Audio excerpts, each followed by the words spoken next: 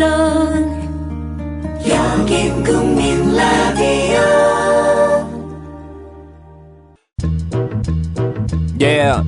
명함 내밀만한 일자리 따기 마치 구름낀 하늘에서 별자리 찾기 중국산 찐살 먹고 망가진 장기 올라간 기름값만큼 무거워진 차키 왜 1년 3, 6, 5일을 땀 흘려 노력해도 불행해지는 거지 내 삶은 러닝머신 죽어라 달려봐도 왜 늘 제자리인 거지 속고만 살았던 우리 눈높이가 만든 모피아들의 유토피아 삐뚤어진 글씨만 찍는 윤전기가 던진 낚싯대에 걸린 물고기가 바로 우리 늘 낚이지 그러니까 한 바퀴지 문제는 경제의 자리에서 밝히지 여왕벌 누나와 선오용띠리가 들려주는 이야기 나는 꼽살이다 정치는 쫄지마 경제는 속지마 속지마 속지마 정치는 쫄지마 경제는 속지마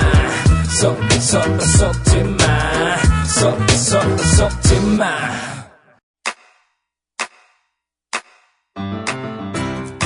국민 라디오 지지하는 4가지 방법 아시나요? 다운로드하기, 별점 주기, 댓글 달기, 구독하기. 국민 라디오를 보다 많은 이들에게 전할 수 있는 가장 손쉬운 방법. 다운로드하기, 별점 주기, 댓글 달기, 구독하기. 잊지 마세요. 다운로드하기, 별점 주기, 댓글 달기, 구독하기. 5월 초에 서명운동 제안했고 세월호 가족버스 타고 이제 열흘간 전국을 돌면서 서명도 받았고요. 저희가 서명운동을 받기 시작하고 나서 이제 1000만 명 서명운동이라는 거 1000만인의 약속이라는 제목입니다. 그래서 1000만 명까지 쉽지는 않겠지만 그것을 목표로 한번 해보자 해서 시작된 게 이제 전국 서명 투어 버스였는데 버스 투어를 하면서 저희가 느꼈던 게 가족들한테는 굉장히 힘이 든 여정이었어요. 근데 그걸 기획을 하고 나서 한 어머니께서 눈물을 흘리시면서 말씀을 하시더라고요. 우리 애가 여행을 가서 못 돌아오고 있는데 아이들이 우리를 여행을 시키네? 그러시더라고요. 그러면서 저희가 1반부터 10반까지 있잖아요. 근데 제가 4반인데 저희 38명 중에 28명이 희생됐습니다. 어떤 반은 한 명만 생존하고 나머지가 다 희생된 반도 있습니다. 1반부터 10반까지 돌아가면서 2박 3일씩 릴레이로 하자 하고 저희 4반은 두 번째로 갔습니다. 둘째 날. 근데 포항이랑 울산을 갔었는데 지역구가 좀 그러다 보니까 사실은 걱정을 많이 했었습니다. 그때까지는 저희 세월호 이 문제를 이렇게까지 많이 심각하게 보시는 분이 많지는 않았습니다. 그런데 저희가 서명을 가서 보니까 처음부터 끝까지 저희 유가족은 눈물이었고 감동이었고 그리고 감사함이었습니다. 이렇게 많은 분들이 저희를 걱정해 주시고 저희와 함께 해 주시고 그리고 사실 우리나라는 그런 거 있잖아요. 자기 이름 아무데나 쓰지 말라고 어릴 때부터 교육받았잖아요. 보증도 가족이라도 쓰지 말라고 했는데 그 서명을 하기까지 연세 드신 분들께서 오셔서 이름을 모르십니다. 자기 이름을 쓸 줄을 모르세요.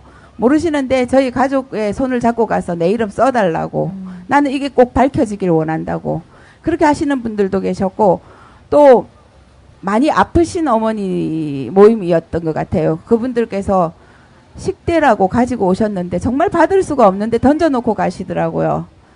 그걸 보면서 국정조사 기간보고 때 새누리당 누구였는데 이름을 모르겠습니다. 국가안전처와 국민의식만 높아지면 또 다른 세월호는 없을 것이라는 식으로 말씀하셨어요.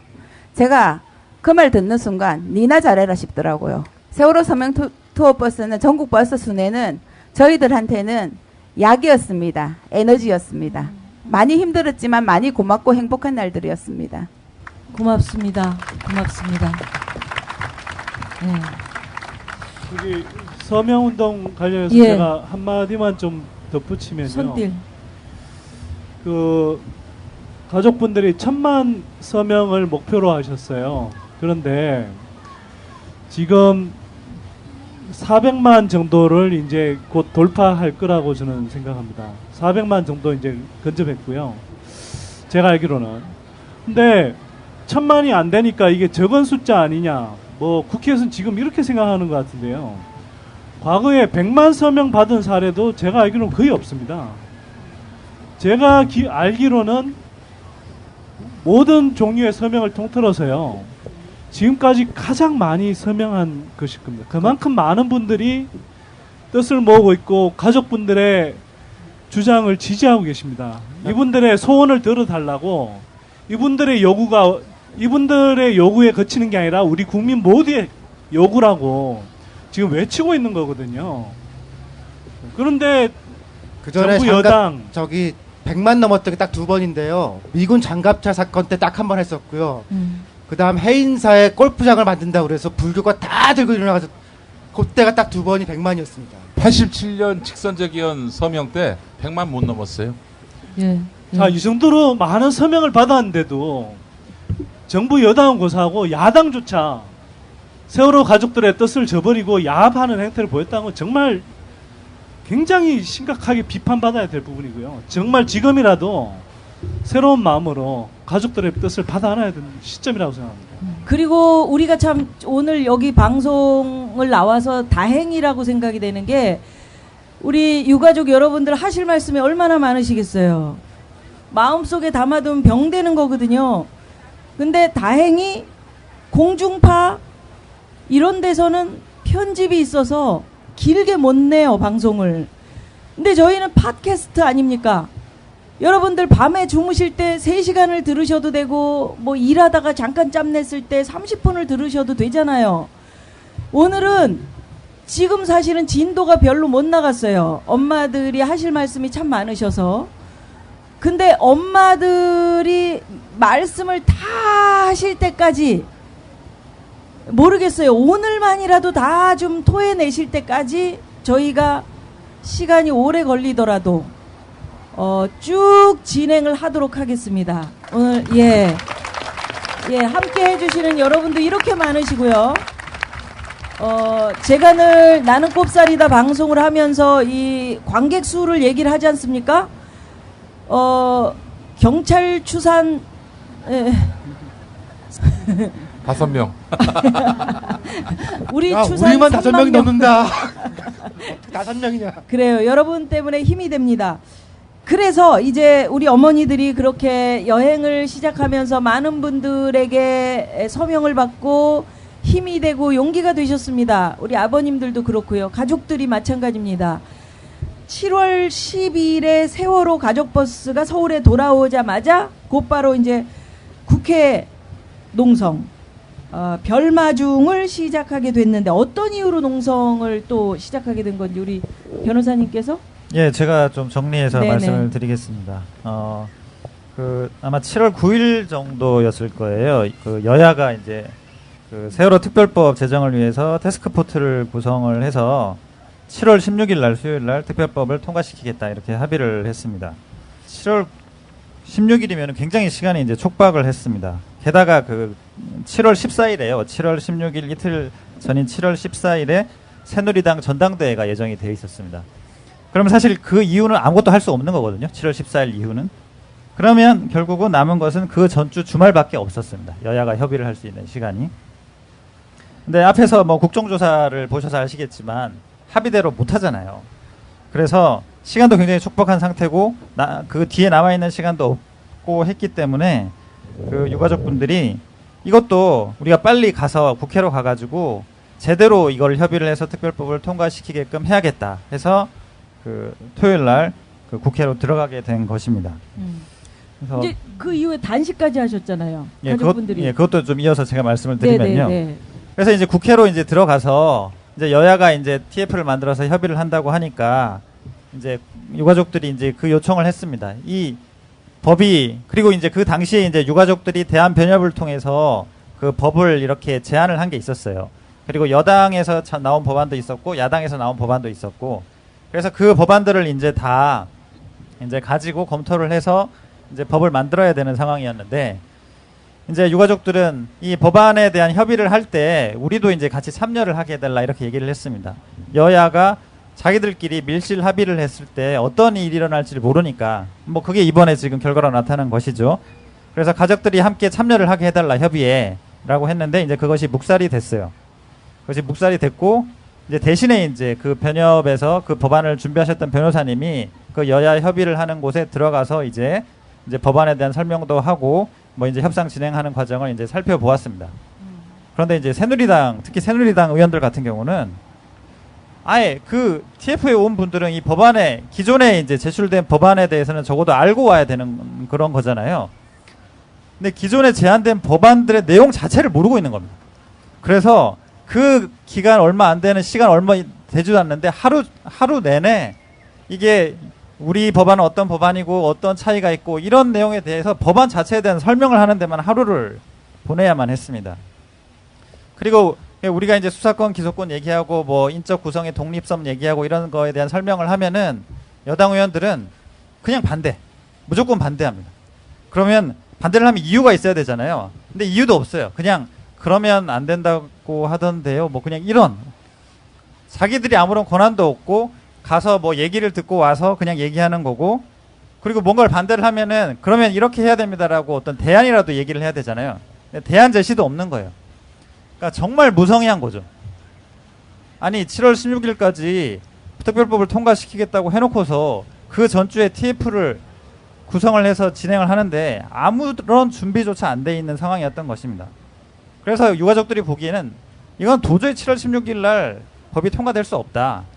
그리고 이런 상태로 있어서는 정말 아무것도 안 되겠다는 생각을 해서 이제 목숨 걸고 간청을 해야겠다는 그런 마음을 가지고 단식까지 시작하게 된 거였습니다. 그러셨구나. 이제 단식은 꼭 하셨었어야 됐어요? 너무나 절박했죠. 예. 예, 저희는 유가족이 원하는 4.16 특별법이 가족이 함께하는 특별법이 새누리당의 특별법은 가짜죠. 국민을 살릴 수 없는 썩은 줄이다라고 생각을 했고요. 또한 민주당이 내놓는 특별법 그것 또한 믿을 수 없는 특별법. 예. 그래서 쓰레기 특별법은 통과시키면 안 된다라는 생각을 하게 됐습니다. 그러면 유가족이 원하는 특별법 이것이 완전한 법이다라고 생각했고 이것을 관철해내기 위해서 사상결단을 내자 이런 각오로 죽기 살기로 하자 이런 각오로 시작을 했던 겁니다. 예. 아유 나는 여러분들이 오히려 그래요. 단식하는 모습 너무 안타까워요. 안타깝고 이런 부모님을 바라보는 그러니까 같은 친구의 엄마, 아빠, 가족들이잖아요. 가족들을 바라보는 생존 학생들 마음이 어떨까? 도보 행진을 했잖아요, 학생들이. 그 학생들 뭐라 그래요? 예, 저희는 유가족들은 단식을 시작했고, 네.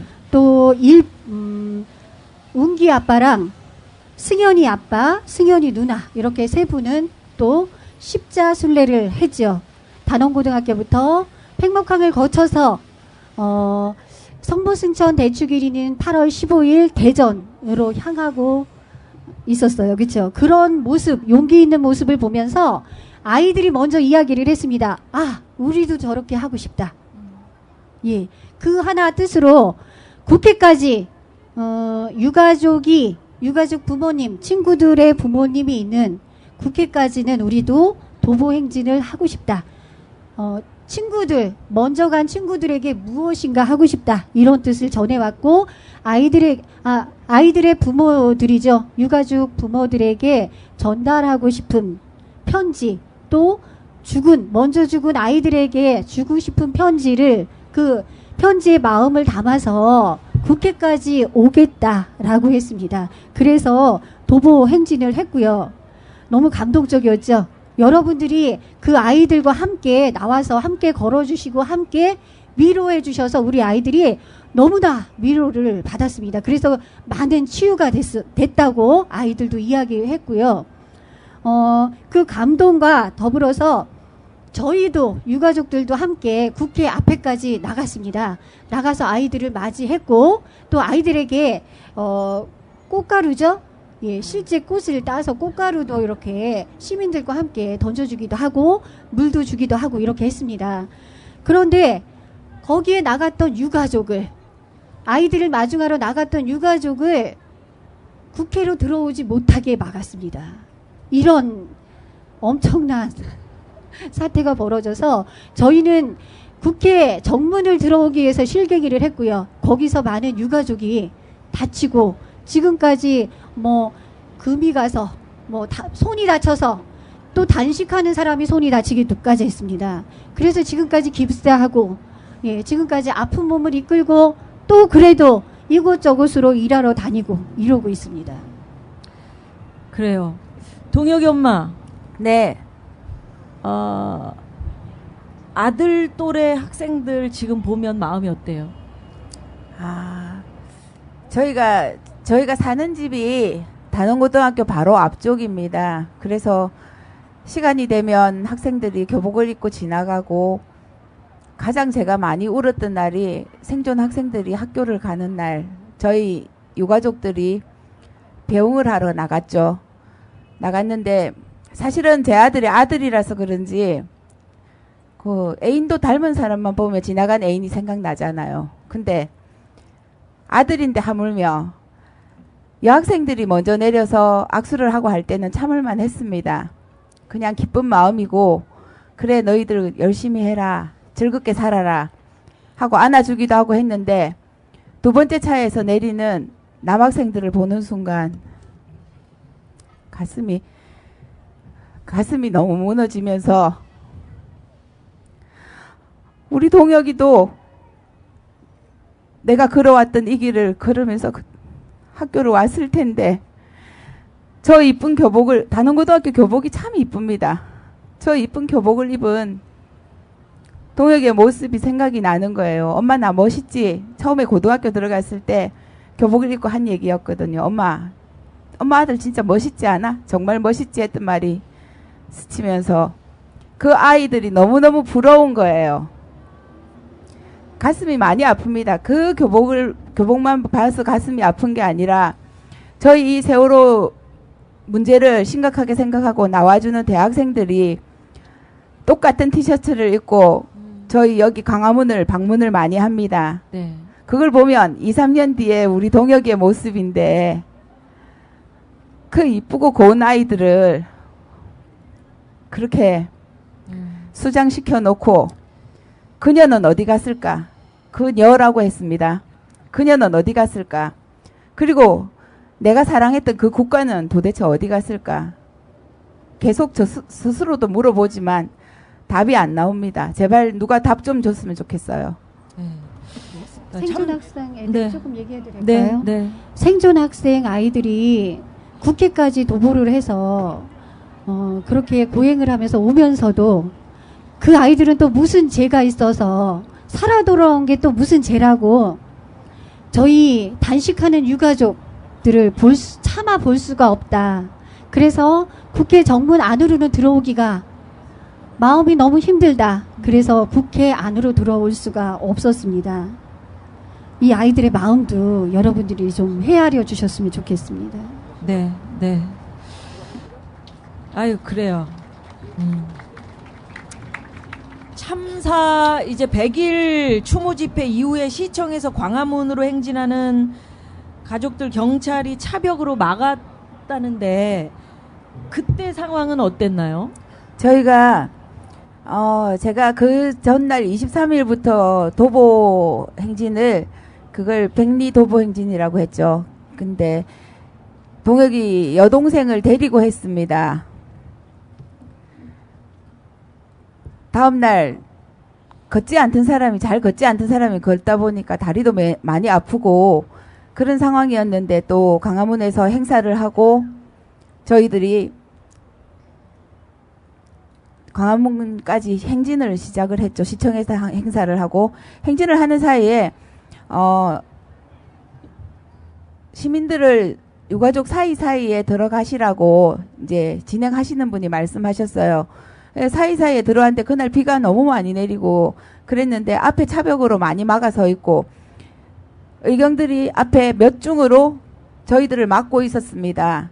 근데 뒤에서는 밀고 앞에서는 막히고 저는 엄마니까 할 수 있는데 중학교 3학년 동혁이 여동생 바로 앞에서 의경이 조금만 비켜줘도 그 아이는 비켜날 수 있었습니다. 그 사이에서 의경이 팔꿈치로 제 아이를 어깨를 쳤어요. 저는 비가 오니까 우산을 2개를 쥐고 있었는데 손가락이 휠 정도로 아팠어요. 너무너무 무섭고 두려운 상황이었습니다. 그때 누가 비켜줘야 되나요? 뒤에서는 앞의 상황을 모르기 때문에 밀고 있을 수밖에 없는데 앞에서 보고 있는 의경들이 조금만 자리를 비켜줘도 저희들은 유가족이 표가 나잖아요. 이렇게 표가 있는데 안 비켜주더라고요. 그리고 나중에 저희가 집으로 가기 위해서 의경 사이를 비집고 저희 유가족입니다. 유가족입니다. 하는 사이에 가운데 의경들의 가운데에 서 있었던 거예요. 제발 좀 비켜달라고. 다리가 말을 안 들을 정도로 퉁퉁 붓고 그 백리 행진을 하면서 저희 어머니들은 발톱이 빠지신 분도 많아요. 근데 유가족이니까 집에 좀 가게 해달라니까 서로 눈치만 보고 있는 거예요. 누구의 지시를 기다리고 있는 건지 서로 눈치만 보고 있고 사실은 제 아이가 의경입니다. 이 나라에서 내가 기른 자식의 친구들이 나를 막아서는 나라를 지키라고 보낸 군대에서 이렇게 자기 엄마 아빠들을 막아서는 이런 형국이 되게끔 만든 이 나라, 이 정부가 정말 대책에 안 설 정도로 밉기도 하고 가슴이 너무 아팠습니다. 아, 정말 힘이 들었습니다. 그날은. 네. 집에 오면서 제 딸아이가 투사가 돼버렸어요. 관심이 없던 아이가. 오늘도 따라 나왔습니다. 집에 있지 하면 싫어요 엄마. 내가 할 수 있는 데까지 따라갈 거예요. 데리고 나옵니다 그냥. 자, 이런 상황입니다. 가슴 아프지만 우리가 똑똑히 이 상황을 알아야 됩니다. 대통령께서 가족 대표 면담도 했고 대국민 담화문 통해서 사과도 하셨고 그 다음에 국가 개조 이런 거 얘기하셨고 자신의 책임이다 이렇게 말씀하셨는데 그 뒤에 우리가 모르는 어떤 유가족들하고 접촉을 해서 뭔가 어떤 일이 있었는지 한번 여쭤보고 싶어요. 예, 여러분들이 아시는 것 이외에 저희도 모릅니다. 무엇이 있어야 저희가 말씀을 드리죠. 예, 없고요. 거기가 어디죠? 분향소가 있는 곳. 그곳까지 대통령이 한 달쯤 됐을까요? 그때 좀 오셨죠? 초지역 근방의 화랑유원지. 예, 안산 화랑유원지를 말씀드리는 겁니다. 예, 그런데 유가족이다라고 만나주신 분은 진정한 유가족이 아니고요. 유가족 대역이었습니다. 여러분들이 아시는 대로. 저희는 분향소에 들어온 대통령을 보면서 유가족의 얼굴을 보지 못한 유가족이 그곳에 있는 걸 보고 깜짝 놀랐고요. 아니 그 밑에 있는 보조하시는 분들이 혹시 뭐 연락이 와서 대통령께서 가시니까 유가족 대표단과 함께 뭐 이렇게 대면을 하자 뭐 이런 언제도 없었어요? 언지가 없이 아침에 새벽같이 예 오셨죠. 예, 그래서 저도 달려가 보니까 그때가 제가 달려갔을 때가 9시인데 이미 8시 몇 분에 오셨다고 하더라고요. 그래서 이미 막 지나가신 그런 상황이었습니다. 저도 그래서 제대로는 못 봤고요. 그리고서는 눈물도 흘렸죠? 예, 눈물도 흘렸습니다. 그런데 그것은 알고 지나고 나니까 그게 진실인가 했더니 그 지나고 나니까 그것은 선거용이었던 거. 예, 선전용, 예, 광고용이었다라는 것을 저희가 속았구나, 저희를 이용했구나라고 느끼게 됐고요. 아니 그것은 보조하는 분들이 잘못하신 거 아닙니까? 대통령께서 어디를 나갈 때 대통령이 어디를 나갈 때 그 의전 문제도 있고 그 무언가를 하려는 게 정확한 거잖아요. 이번에 나가는 것은 유가족을 만나서 위로를 하기 위해서 나간다 하는 게 딱 세워지면 그 뒤에 의존하시는 분들은 따뜻하게 유가족들과 대면해서 유가족 어느 분, 누구 엄마, 뭐 예를 들어서 누구 아빠 이렇게 해서 딱 만나게 해드려야 되는 거 아니에요? 그렇죠. 근데 그런 게 전혀 없었습니다. 그래서 저도 이상합니다. 우리 대통령은 너무나 안 바쁘신가 봅니다. 갑자기 돌발 사항을 너무 잘 만드십니다. 저희 유가족을 청와대를 불러서 만났을 때도 마찬가지입니다. 새벽같이 대표에게 전화가 와서 그래서 만나네 안 만나네 씨름을 하다가 예 그렇게 청와대로 만나러 가고 이런 일이 벌어지는 겁니다. 저희도 통보를 안 받았다가 갑자기 아침절에서야 연락을 대통령이 분향소를 방문하신다 듣고 예 급하게 움직여야 되는 이런 사태를 누구한테 연락 만드십니다. 받으셨어요? 예? 누구한테 연락 받으셨어요? 저희 같은 유가족끼리 연락이 왔었습니다. 그리고 제가 갔을 때는 이제 유가족한테 공개가 된 상황이었고 그 전에 그런 CF를 찍었다고는 생각도 못했죠. 근데 제가 본 우리 대통령은 정치는 모르겠는데 연기력은 정말 최고였었습니다. 최고였었고 안 한 척도 잘하셨습니다. 그때 처음 오신 척 하셨습니다. 그래서 저희 유가족들이 왜 여기 왔냐고 항의도 하고 상황은 뻔히 아시죠. 그런 상황인데 이게 지금 금방 오셔서 벌어진 상황이구나 할 정도로 그 연기도 너무 잘하시더라고요. 아니 그러니까 그 전에 그 할머니를 붙들고 사진 찍고 다 하셨는데 유가족 왔을 때는 처음 오신 네. 저희는 본 적도 없습니다. 네? 지금 오신 것처럼. 네. 금방 오신 척 하셔가지고 저희 한 어머니가 붙들고 울고 저희가 여기 왜 왔냐고 고함 지르고 그런 상황이 연출됐는데 그것은 방송 3사에 하나도 안 나오고 CF만 아주 멋있게 나오더라고요. 그래서 제가 대종상 여우주연상을 드렸으면 하는 생각이 들더라고요. 예, 오늘 있었던 네, 일을 변호사님. 또 말씀드리고 싶은데요. 지금 유민희 아버님이 지금 단식 29일째입니다. 그리고 그렇게 그 딸을 잃으신 아버지가 내 딸이 왜 죽었는지 밝혀달라고 그것 때문에 지금 단식을 한 달째 하고 계시는데 뭐 청와대든 뭐 여당이든 한 번도 여기 뭐 와본 적이 없습니다. 그리고 뭐 단식을 그만해라. 그 꼭 진상규명 해주겠다. 뭐 이렇게 와서 하는 것도 없습니다. 그래서 아버님께서 지난주 금요일 이렇게 1인 시위를 하러 청와대를 가셨습니다. 그렇게 지금 힘든 상황인데 그 떼약볕에 저 청와대까지 걸어가셨어요. 청와대 걸어가셔가지고 그 피켓을 하나 들고 갔는데 그 뒤편에다가 편지를 쓰셨습니다. 뭐라고 쓰셨냐면 대통령님 약속을 지켜주십시오. 아이들이 보고 있습니다. 떳떳한 대통령님이 되셔야 되지 않겠습니까? 그렇게 편지를 썼고 그것을 이제 청와대에 이제 전달을 하려고 했습니다. 그래서 그것을 들고 그 청와대에 전달을 하려면 청와대에 가야 되잖아요. 청와대 분수 앞에 있었거든요. 딱 길을 건너려고 하는데 경호원들이 다 막더라고요. 근데 그곳이 어떤 곳이었냐면 중국인 관광객들이 굉장히 많이 다니는 곳이었어요.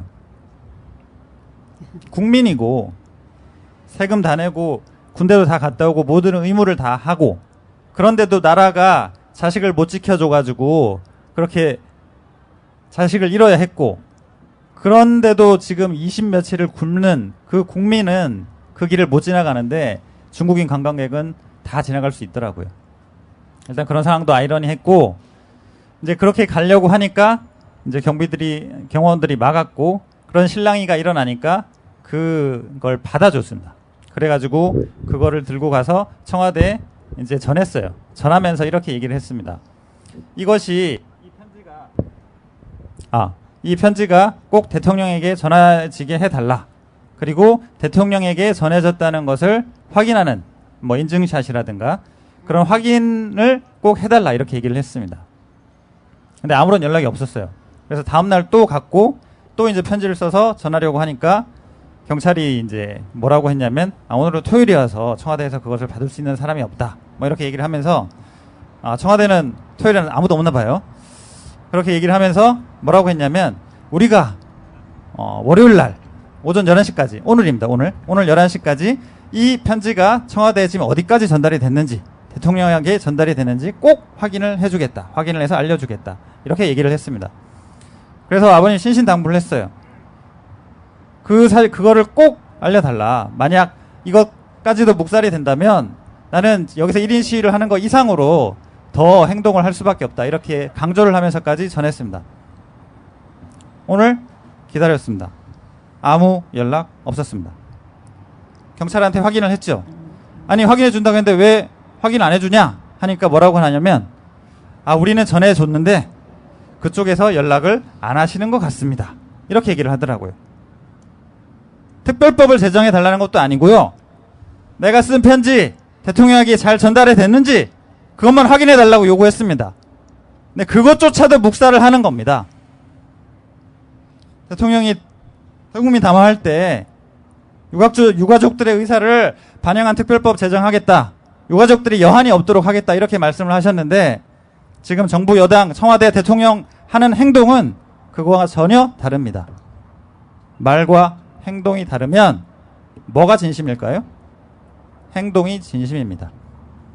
한 달째 자식을 잃고 굶고 있는 아버지가 대통령께 편지 전해주면서 그거 대통령께 잘 전해졌는지 확인해 달라는데 그것조차도 묵살하고 있는 게 지금 정부의 대통령의 모습입니다.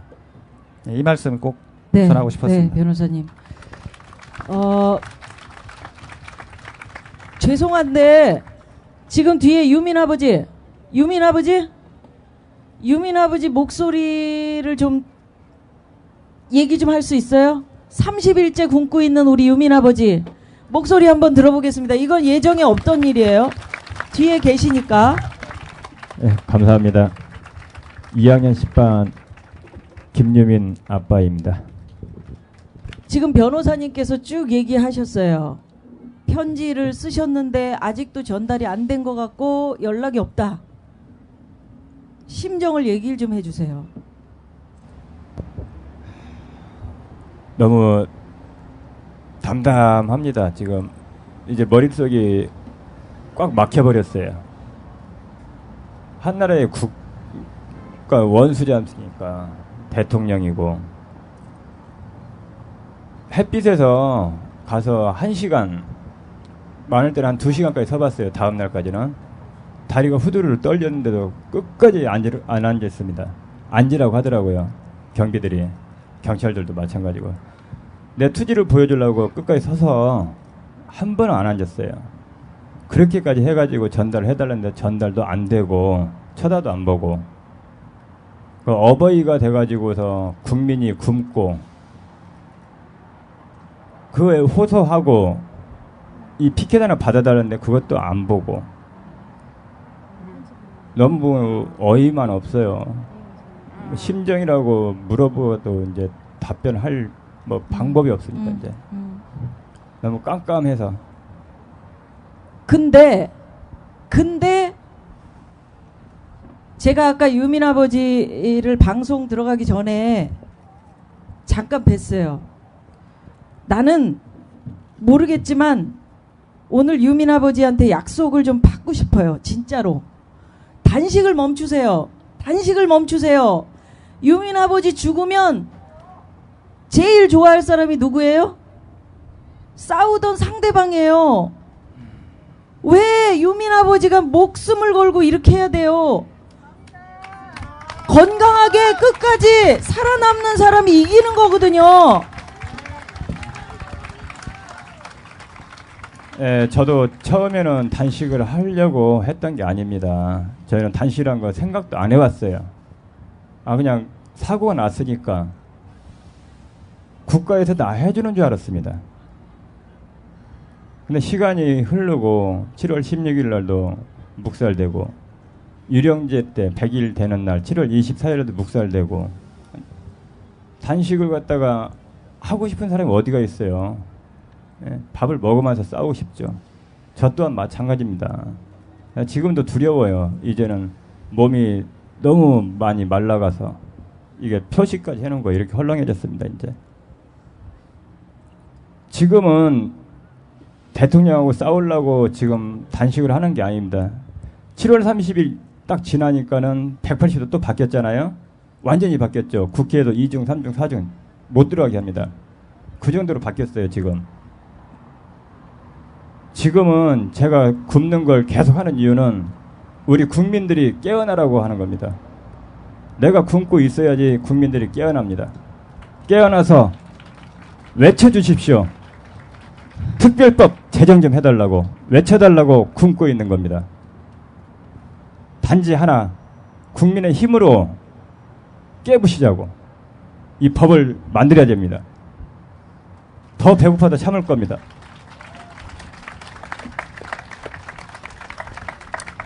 그래요.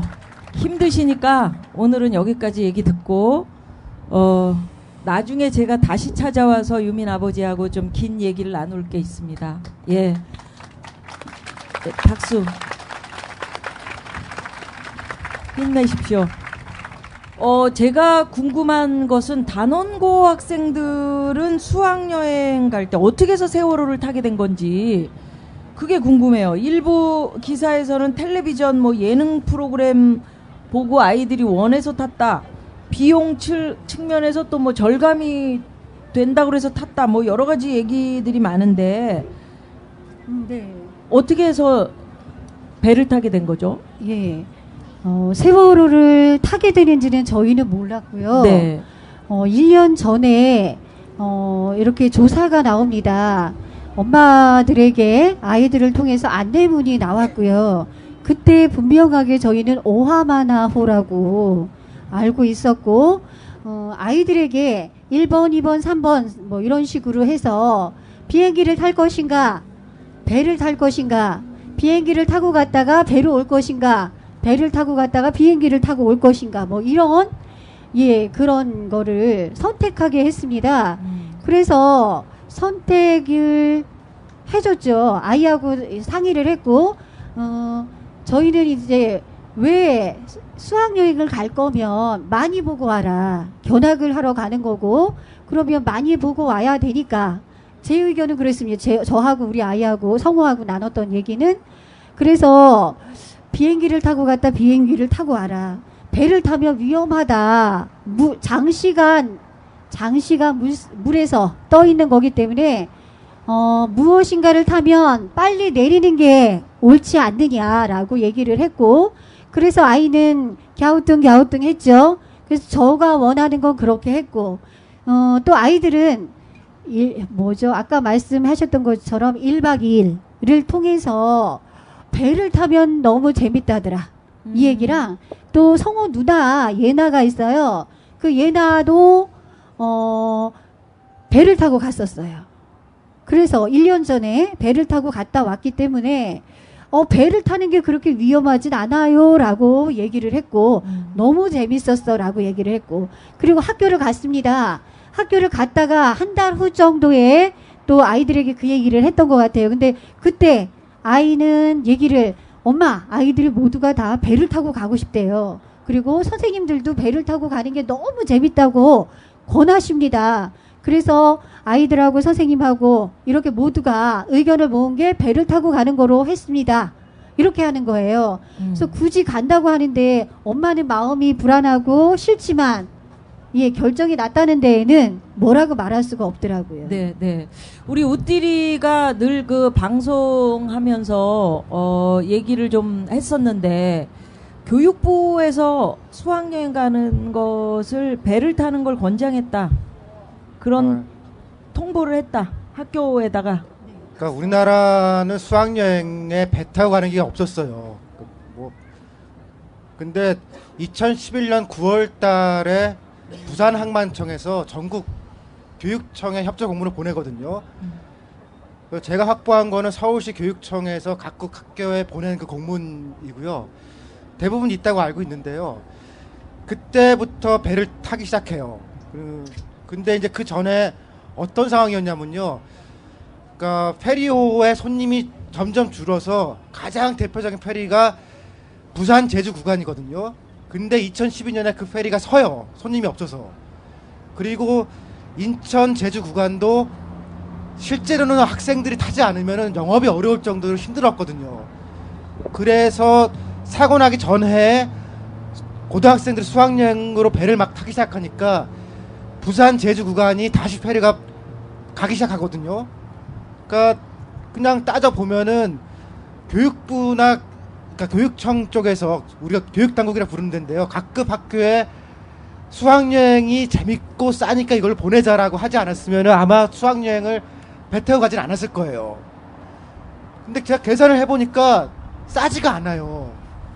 그러니까 편도로 하면은 71,000원이거든요. 근데 다른 보통 비행기 타면은 8만원 정도 되고요. 그 다음에 저가 항공은 더 싸요.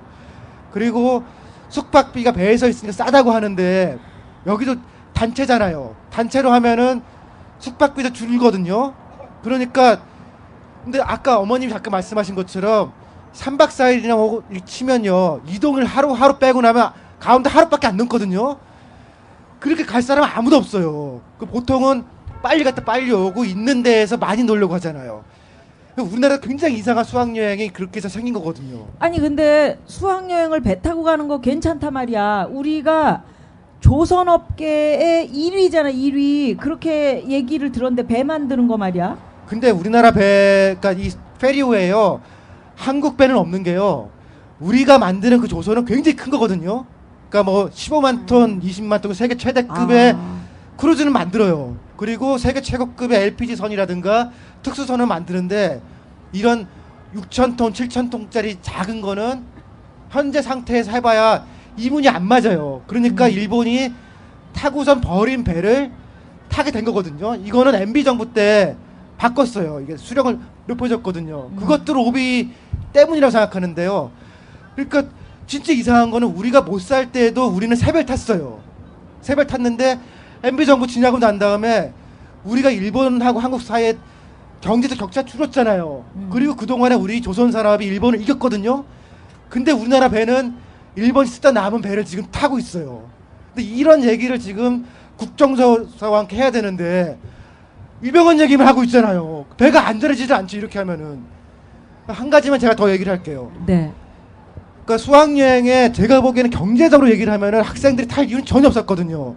교육당국이 뭘 잘못했냐면은 교육은 교육만 넣고 얘기를 하면 되잖아요. 근데 교육청이나 교육당국이 지방경제나 지역경제 얘기할 필요가 없거든요.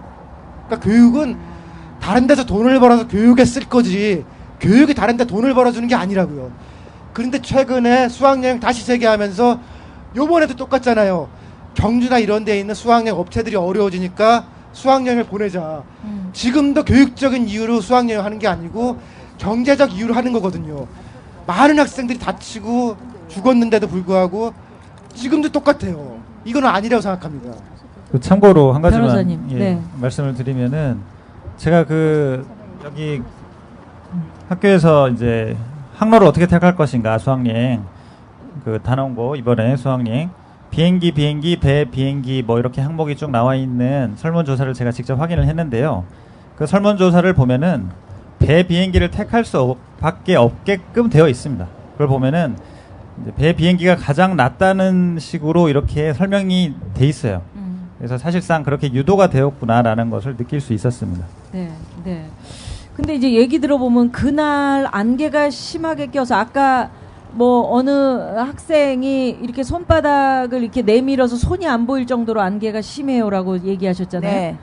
그래서 그렇게 이제 안개가 심하게 껴서 배가 출항할 수 없는 상황이었는데 돌아갈 버스가 없다. 또 그 안에서 배 안에서 식사를 해야 한다. 뭐 어떻게든 배를 타게 만들었다 이런 얘기가 있는데 그런 얘기를 들으셨어요? 그게 돌아갈 버스가 없다고는 거짓말인 것으로 저는 느껴집니다. 왜냐하면 저희 이제 그 반장 어머니께서 교장 선생님하고 이 사고가 난 직후에 대화를 했었답니다. 근데 교장 선생님께서도 의아하다고 말씀하시는 부분이 뭐냐면 이 아이들이 가고 나서 날씨가 그렇게 안 좋으니까 정말 이렇게 했을 때 손바닥이 안 보일 정도면 출항을 안 하는 게 맞잖아요. 그래서 출항이 취소될 수도 있다고 해서 버스를 10대를 준비를 하고 급하게 운전기사를 10분을 준비를 하셨답니다.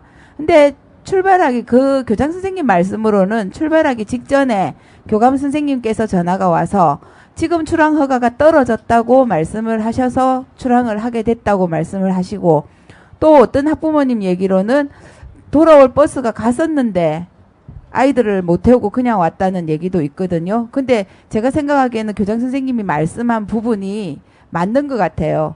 다 준비를 하고 기다리고 있었는데 출항 허가가 떨어졌다고 하니까 그냥 가도 되나 보다 하고 보낸 것 같은 생각이 들어요.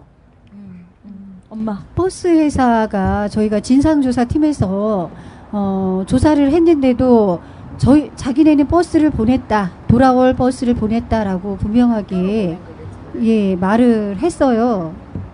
그런 부분도 있고요. 그리고 그날 유일하게 인천항에서 떠난 배는 세월호가 유일하다는 말도 들었습니다. 그리고 아이들한테 생존 아이들한테 들리는 소리는 정확하게 제가 듣진 않아서 이게 진상인지는 모르겠습니다. 그런데 밥을 먹게 했다, 배 안에서. 그래서 밥을 먹은 값을 되돌려 줄 수 없다. 그러면 더 오랫동안 수학여행을 갈지도 모른다라는 이런 말들이, 여러 얘기들이 들려왔습니다. 제가 보충해서 조금만 더 설명드리겠습니다. 네, 웃들이. 그러니까 우리나라 지금 연안역의 관리라고 하는데요. 그거를 정부가 할 것 같잖아요. 이럴 때 과적이거나 혹은 문제가 있으니까 가세요, 마세요 이런 거를 정부가 원래 했어요. 원래 했는데요. 93년도에 서해페리가 사고가 났잖아요. 비슷하게 사고가 난 다음에 그때는 해수부에서 이걸 하다가 장관도 혼나고 공무원들이 막 옷을 벗었거든요. 그 뒤에 했던 조치가요, 민간한테 넘겼어요. 지금은 연안역의 관리를 정부가 안 하거든요.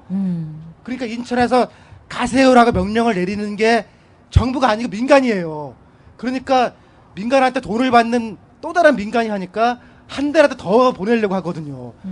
제가 생각하는 세월호 대책 중에 제일 1번은 다른 것보다도요, 먼저 연안역에 대한 관리를 정부가 다시 해야 되거든요.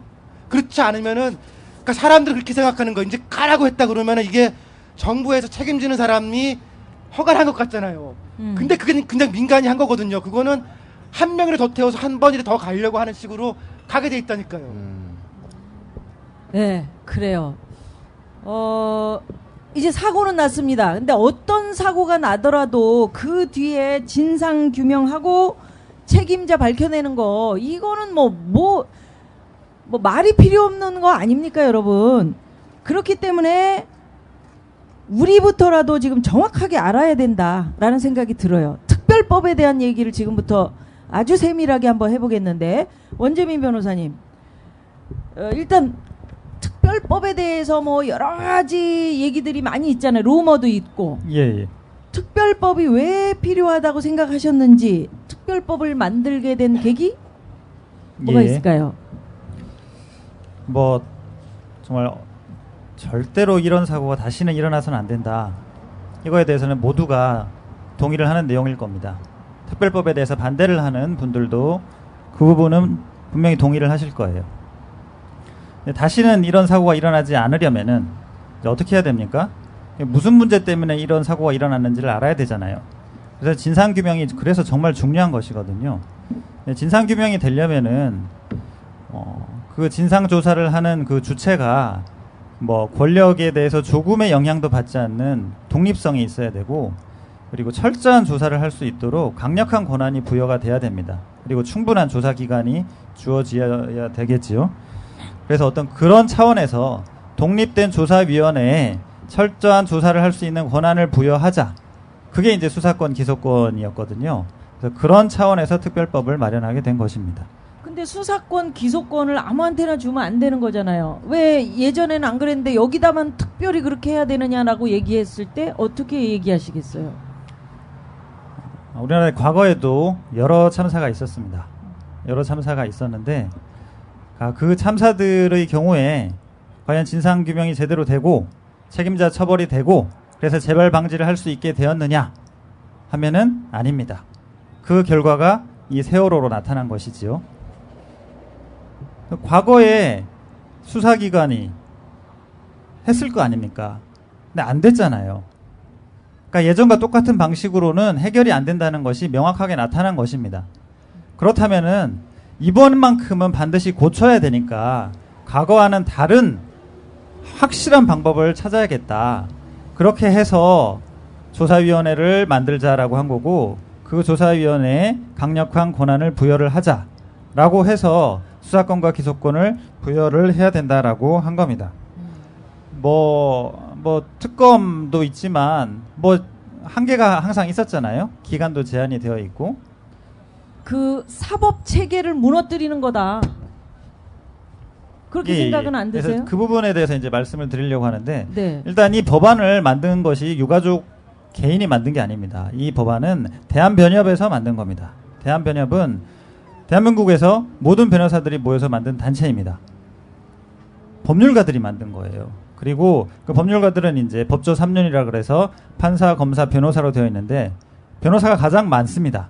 그러니까 가장 많은 법조인들이 구성되어 있는 그 곳에서 만든 법안이에요. 근데 사법체계를 그렇게 허트러트리는 법안을 법률가들이 만들었겠습니까? 그리고 이 법안에 대해서 로스쿨 교수들, 그 법학 교수들도 많은 분들이 350명 정도 되는 분들이 찬성하는 의견도 냈습니다. 그리고 이 법안에 대해서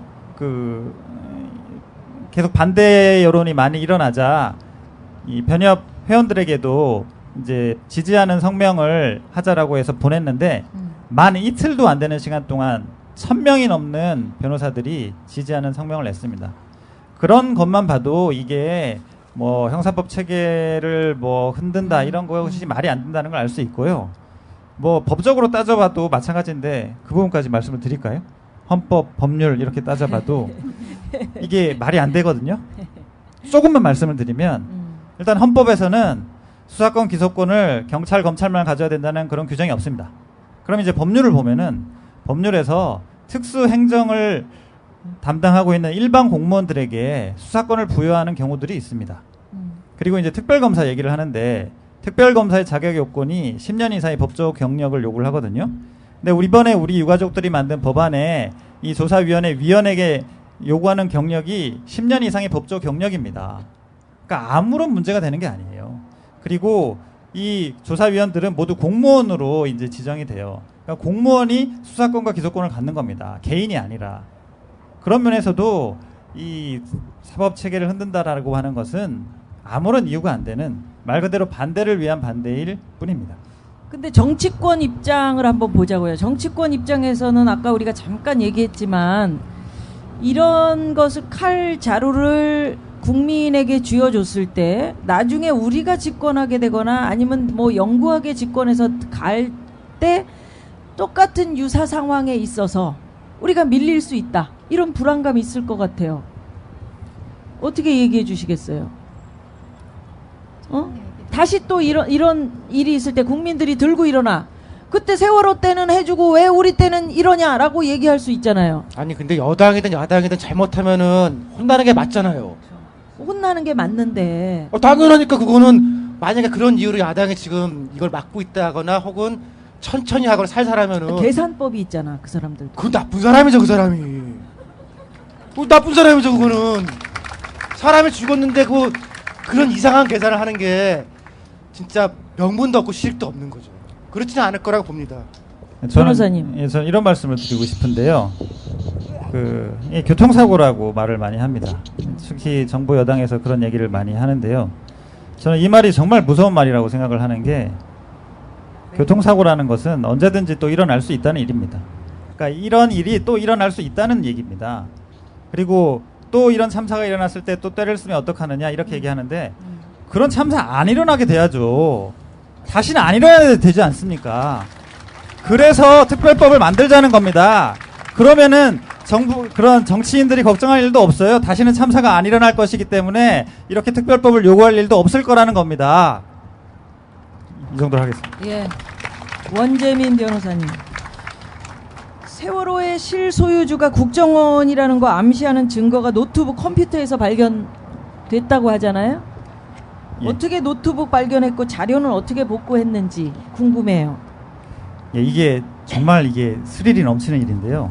이게 어떻게 된 거냐면, 이게 해군 잠수부가 이제 들어갔다가 이제 유실물들을 꺼내 왔는데 그 중에 이 노트북이랑 CCTV가 있었습니다. 처음에 그걸 끄지고 올라와서 배에다가 두었어요. 그게 뭔지를 잘 몰랐습니다. 근데 마침 그때 우연히 우리 이 세월호 유가족들 돕는 분들 중에 이제 기록단이라고 있습니다. 그래서 그 기록단 분들이 이제 역시 이제 그 구조 과정도 바지선에서 이제 촬영을 하고 있었는데 이게 올라온 걸 본 거예요. 그리고 재빨리 우리한테 연락을 해줬습니다. 연락을 해줬고 그래서 내부적으로 회의가 있었습니다.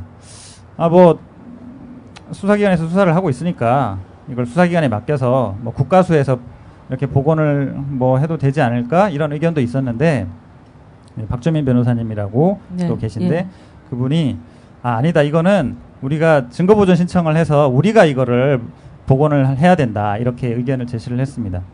그래서 그렇게 결정을 하고 바로 진도로 내려갔어요. 그리고 진도로 내려가면서 전자로 그 증거보존 신청을 했습니다. 굉장히 다급하게 이제 신청을 했어요. 그렇게 신청을 하고 증거보존 결정을 받아서 갔습니다. 그런데 우리가 딱 간 후에 딱 30분 뒤에 검찰에서 압수수색 영장을 가지고 왔습니다. 딱 30분 차이였어요. 그래서 간발의 차이로 우리가 먼저 증거보존 결정을 받았고 그래서 그것을 우리가 확보를 할 수 있었습니다. 드라마에 드라마. 아유. 예. 그래서 그때 이제 우리가 증거보존 결정을 딱 받아서 갔을 때 이제 검찰에서 영장을 들고 왔는데 이제 그 담당하시는 판사님이 이 증거보존 당사자들을 제외하고는 모두 가라. 그래서 검찰을 그때 쫓아냈었고요. 그래서 이 정말 중요한 증거를 확보를 했죠. 그래서 이거를 확보를 해서 이제 이 복원 전문 회사랑 그 교수님한테 이거를 이제 의뢰를 했습니다. 감정을 의뢰를 했고 그래서 복원 절차에 들어갔습니다. 이제 복원은 굉장히 많은 시간이 걸렸습니다. 오랫동안 뱃속에 바닷물 속에 있었던 하드디스크를 복원하는 것이었기 때문에 일단 충분한 세척 과정을 거쳐야 했습니다. 세척 과정을 거치는 동안 24시간 CCTV를 틀어놓고 그리고 변호사 그리고 유가족 그리고 해경 그리고 뭐 그 교수님 그리고 그 회사 담당자들이 모두 그것을 참관을 하고 있었습니다. 그렇게 세척을 하고 이제 복원을 시작을 했는데 내용은 모르죠. 내용을 모르는데 폴더를 딱 봤는데 국정원 폴더가 있는 겁니다. 그 노트북은 세월호 노트북이었어요. 세월호 직원 노트북이었는데 세월호 직원 노트북을 복원을 딱 했더니 폴더에 국정원이 딱 떠 있는 걸 봤습니다. 그래서 우리가 매우 긴장을 했죠. 그래서 이 자료를 꼭 확보를 해야겠다. 그래서 이 복원을 마치고 이제 증거조사 기일을 이제 가는데 증거조사 기일에 바로 이거에 대한 복사도 할 수 있도록 신청을 했습니다. 그래서 굉장히 긴장을 했어요. 이거를 우리가 과연 확보를 할 수 있을까? 국정원 아시지 않습니까? 검찰총장도 옷을 벗게 만드는 그런 국정원이잖아요. 그래서 정말 긴장을 했고 이제 증거조사를 개시를 했는데 이제 증거조사를 이제 시작을 하면서 이제 폴더를 열고 그 내용을 펼쳤는데 그 증거조사를 하는 판사님도 굉장히 당황했습니다. 아니 국정원이 무슨 세월호 뭐 인테리어 뭐 화장실 뭐 정수기 뭐 심지어 세월호 직원들의 휴가 뭐 이런 것까지 일일이 개입을 한 내용이 나온 겁니다. 화장실 거품 비누 채우는 것까지. 예, 그러니까요. 마치 자기들이 주인인 것처럼. 국정원에서는 뭐 이게 뭐 보안 점검이었다 그렇게 얘기를 하는데 보안 점검이랑 화장실 아까 뭐라고 하셨죠? 거품 비누 채우는 거. 예, 화장실 거품 비누랑 무슨 상관이 있습니까? 그런 내용이 나온 겁니다. 그리고 그거를 우리가 확보를 했고 가지고 와서 이거에 대해서 발표를 할 수 있었습니다. 근데 만약 이것을 우리가 30분만 늦어가지고 압수수색 영장이 먼저 도착을 해서 검찰이 이걸 가져갔으면 이것이 공개가 될 수 있었을까요? 없었습니다. 그런 면에서도 특별법이 왜 필요한지를 알 수 있는 겁니다. 대외적으로 제3자가 감시를 할 수 있는 상황에서만 진상이 제대로 밝혀질 수 있는 겁니다. 근데 정말 궁금해요. 지금 국정원은 상관이 없다라고 얘기를 하고 있는데 만약에 더 그 내용을 파고 들어가고 우리가 알려고만 하면 이 진상 조사는 되는 걸까요? 물론 뭐 이거 하나만으로 뭐 진상이 다 밝혀진다. 뭐 그거는 보장할 수 없습니다. 하지만 적어도 어떤 의혹이 있는지는 알아야 되고, 그리고 그 의혹에 대해서 그 의혹에 해당되는 기관은 이치에 맞는 답변을 내놓을 수 있어야 됩니다. 하지만 국정원은 그에 맞는 답변을 하지 못하고 있습니다. 그렇다면 이거에 대해서 더 조사를 하고 더 밝혀야 된다는 뜻이지요. 누가 그 지시를 했는가, 그리고 이 국정원의 지시를 받아서 이 작성을 한 사람은 누구인가. 근데 국정원에서 또 그렇게 얘기를 했죠. 이 문건을 작성한 사람은 죽었다. 또 이렇게 얘기를 했습니다. 이런 것을 보더라도 특별법을 통해서 독립된 기관이 강력한 조사 권한을 가지고 조사를 해야 되는 것입니다. 지금 검찰에게, 수사기관에게 국정원에 대한 조사를 기대할 수 있습니까? 그 결과가 검찰총장이 그렇게 모욕을 당하고 옷을 벗은 것이었잖아요. 국정원을 건들면 다치는구나. 이런 것을 수사기관에서는 이미 인식을 했습니다. 그런 상황인데 그럼 이걸 누가 해야겠습니까? 어떠한 권력도 국정원도 영향을 받지 않을 수 있는 그런 독립된 기관에서 해야 되는 것입니다. 예, 이 정도로 말씀드리겠습니다. 그래요. 뭐 네. 아니 지금 여기 없더라도 그분의 생애는 역사인 거 아닙니까? 죽었다 하더라도 밝힐 수 있는 거 아니에요? 그분이 무슨 행적을 가지고 있는지. 죽으면 땡입니까? 다 죽었대. 그러니까요. 말이 됩니까 이게? 대통령의 눈물 몇 방울에 이미 완전히 침몰한 세월호는 또 한 번 물속으로 가라앉았습니다. 수학여행을 가던 길이었는데 정말 다행스럽습니다. 전원이 다 구조됐다는 소식, 이 소식 전해드립니다. 군 당국은 해군 함정들은 물론이고 육군과 공군까지 동원 가능한 모든 전력을 침몰 사고 현장에 급파했습니다. 그 담화 내용을 보면요, 예상을 뛰어넘은 일종의 국민들한테 좀 충격을 좀 준 것 같습니다. 그런 면에서 본다면 대통령의 이제 담화는 매우 성공적이었다, 저는 그렇게 보여지고요. 유병헌 씨의 도피를 돕다가 체포된 30대 여성 신모 씨의 모발과 순천 별장에서 가져온 체액이 묻은 휴지의 DNA 검사 결과가 언론이 사회의 공기라고요? 갈 길을 잃어 표류하면 흉기가 될 수 있습니다. 권력과 자본으로부터 완벽하게 독립한 협동조합 언론, 미디어 협동조합. 조합원이 돼 썩지 않도록 계속 커가도록 힘이 돼주십시오. 조합원 가입은 미디어 협동조합 국민TV 홈페이지에서 하실 수 있습니다.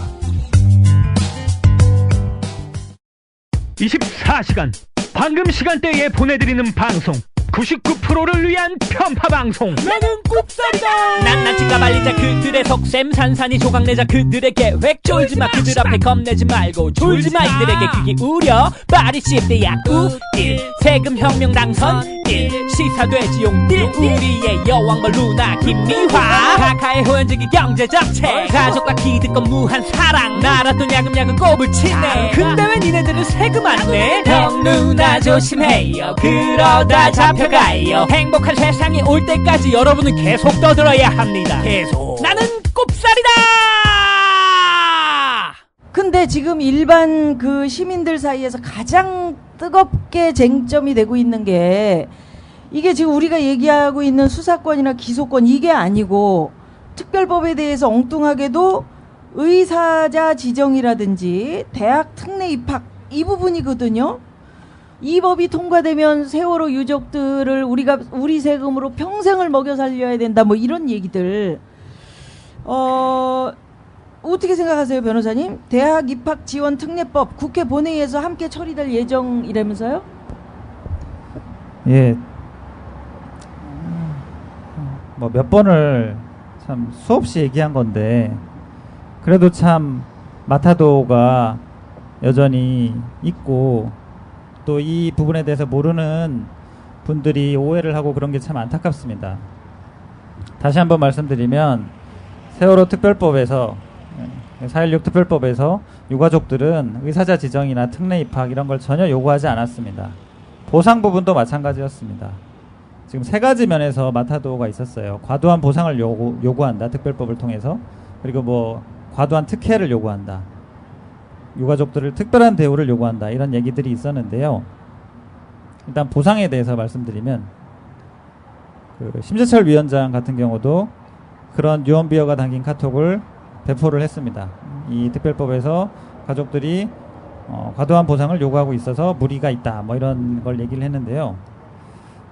제가 아까 특별법을 여당에서 만든 것도 있고 야당에서 만든 것도 있고 그리고 가족들이 변협을 통해서 만든 것도 있다고 했는데 보상에 대해서 가장 많은 내용이 나와 있었던 아니 거의 보상밖에 없었던 법안이 누가 만든 법안인지 아십니까?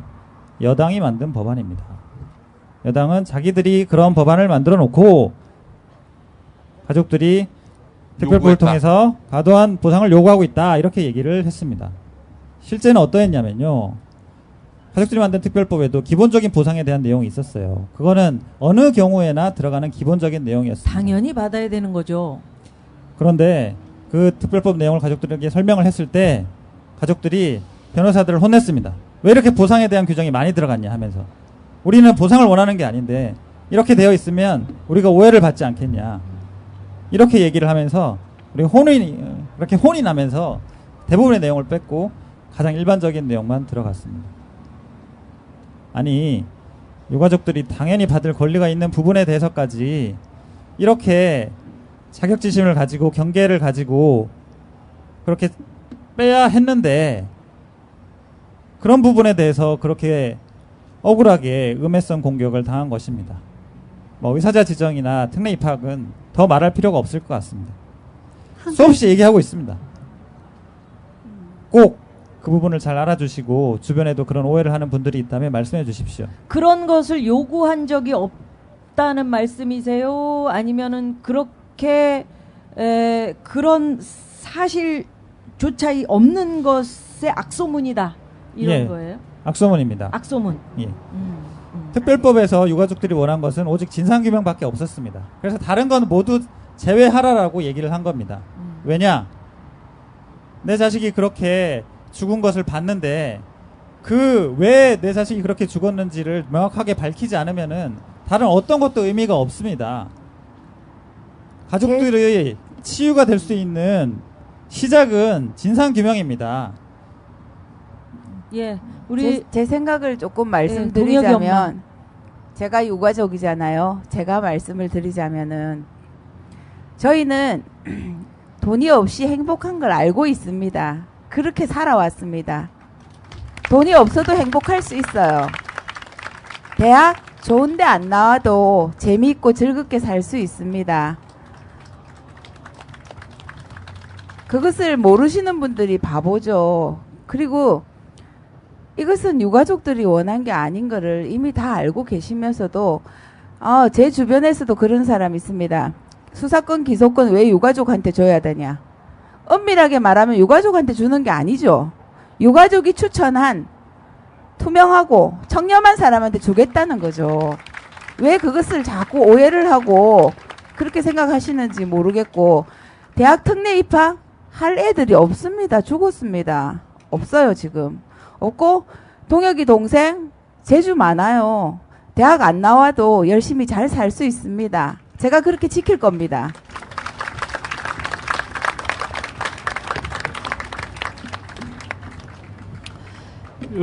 요 관련해서 제가 한마디만 덧붙이면요.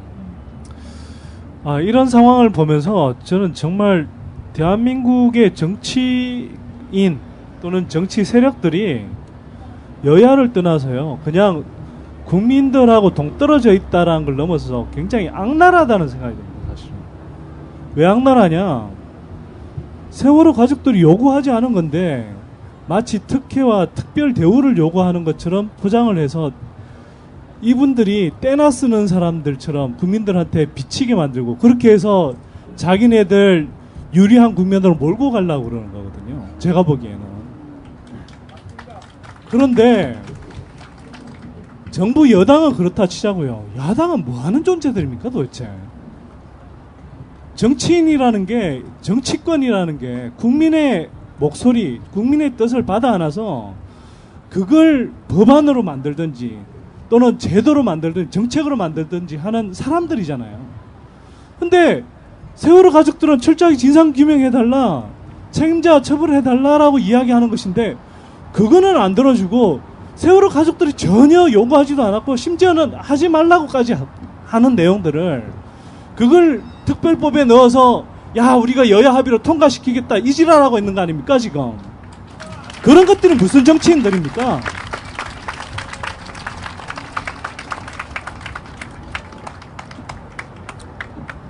그래요. 용띠리만 막말하는 줄 알았어요.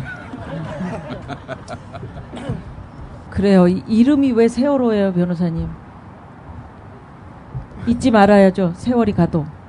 아, 그렇군요. 그쵸? 네. 네. 우리 가족 여러분들이 지금 잊지 말아달라고, 우리 변호사님도 왜 이 저녁에 변호사님이 여기 앉으셔가지고 이렇게 막 열변을 토해가면서 방송을 해야 됩니까? 가족 여러분들, 변호사님, 또 우리 띨띨이들 잊지 말아달라고 여러분들께 지금 호소하면서 이 자리에 앉아 있는데, 네. 마지막으로 가족분들이 국민 여러분들에게 하고 싶은 말씀, 또는 뭐 당부 말씀도 좋고요. 예. 성호 엄마부터. 예. 성호 엄마가 여러분께 감사하다고 먼저 말씀을 드리고 싶습니다. 우리 아이들이 죽었죠? 예, 우리 아이들이 죽음을 함께 슬퍼해 주시고 또 다시는 이런 일이 이 땅에 일어나서는 안 되겠다라는 마음으로 또 여러 단체들을 만들어 주셨죠. 뭐 엄마 부대부터 시작해서 그 엄마 부대는 우리를 방해하는 엄마 부대 아닙니다. 노란 선수가 엄마 부대입니다. 예, 그런 엄마 부대부터 시작해서 많은 분들이 길거리로 나오셨고 1인 시위도 마다하지 않으셨고 뭐 감옥에 있는 곳에 가서도 1인 시위도 하시고 예, 단식에도 이렇게 참여해 주시고 팽목에서부터 많은 봉사활동을 해 오셨고 장례식이 치러지는 안산까지 쫓아오셔서 예, 너무나 많은 분들이 지금까지도 이렇게 함께하고 계십니다. 자, 함께하고 있는 것 너무 감사드리고요. 또한 또 여러분들이 저희에게 말씀하십니다. 며칠 전에 제가 김재동 씨 맞죠? 예, 김재동 씨를 만났는데 그분이 그런 말씀을 하시더라고요. 가게 같은 데서 서명 용지를 두고 서명을 받고 계셨고요. 또 가게마다 입구에 노란 리본을 이렇게 달아 놓으셨어요. 그래서 이런 행동을 하시는 것이 너무 감사하다라고 우리 딸 보나가 얘기를 했더니 그분 하시는 말씀이 고맙다는 말을 할 것 같으면 다시는 내 앞에 오지 마라 라고 말씀을 하시더라고요. 예, 그분이 하시는 말이 정답인 것 같습니다.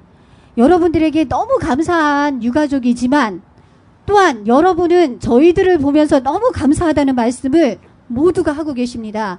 아마 여기 나와 계신 분도 마찬가지로 저희에게 그런 말씀을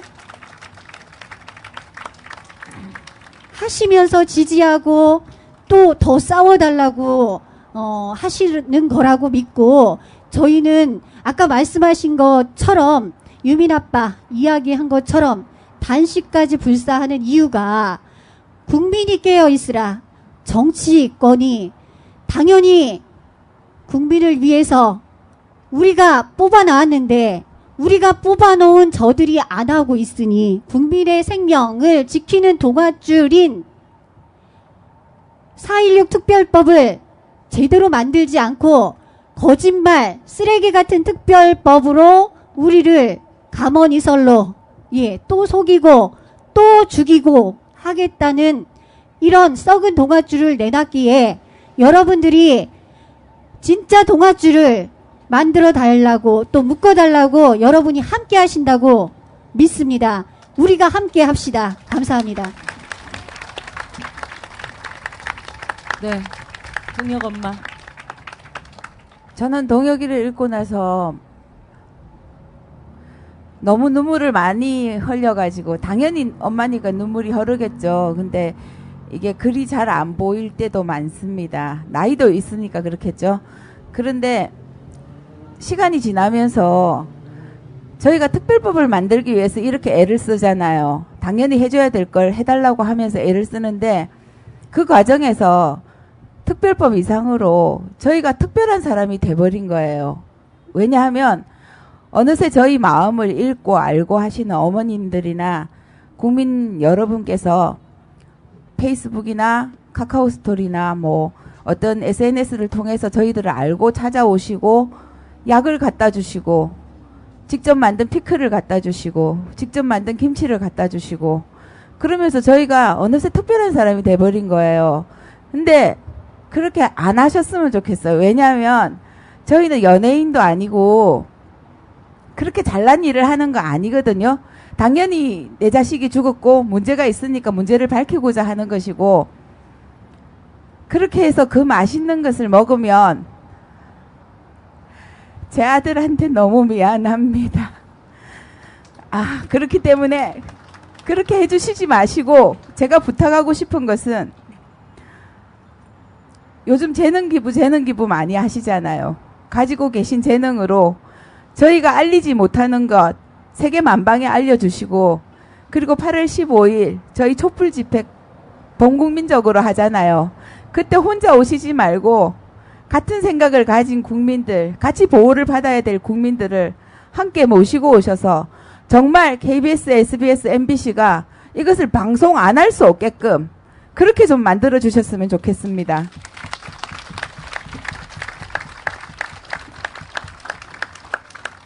네, 우리 김동혁 군의 엄마께서 말씀하셨어요. 자, 이렇게 끝을 맺겠습니다. 세월호 지겹다. 이제 그만하자. 경제 살리기 위해서 세월호 극복하자. 이런 얘기 사고 나고 일주일 뒤부터 나왔습니다, 여러분. 일주일 뒤부터. 그죠?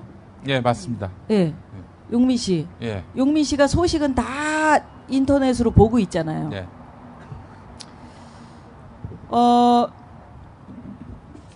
세월호 선원들의 재판에서 한 생존 학생이 이렇게 증언을 했습니다.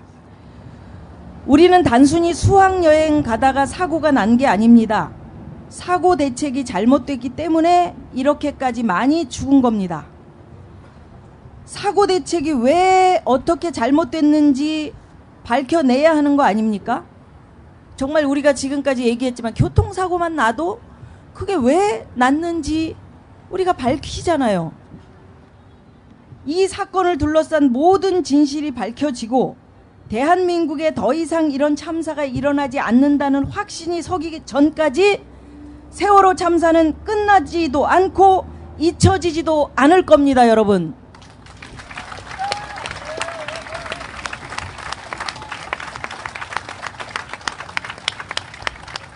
오늘 우리가 잊지 않기 위해서 정말 아픈 얘기, 정말 이 심장이 쪼개졌을 텐데 그 쪼개진 심장에다가 정을 대고 망치를 두드렸어요.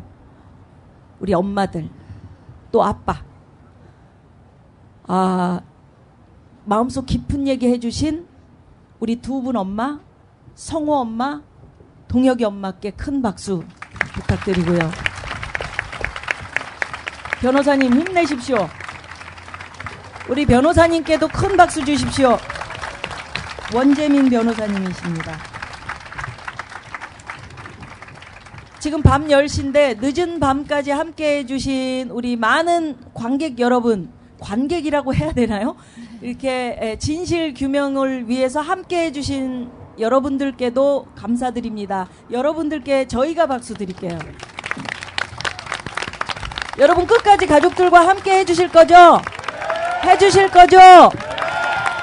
자, 나는 꼽살이다 호미 12회 오늘 광화문 세월호 가족 농성장에서 특별히 가족분들과 함께 시민 여러분들과 함께 만들었고요.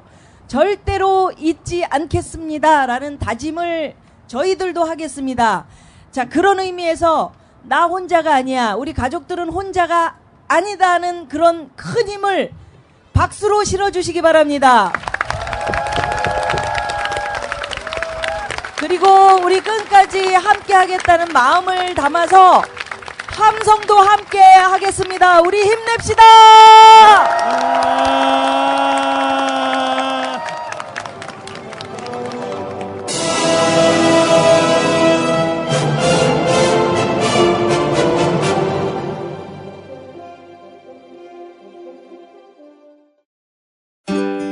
함께 만드는 언론, 여기는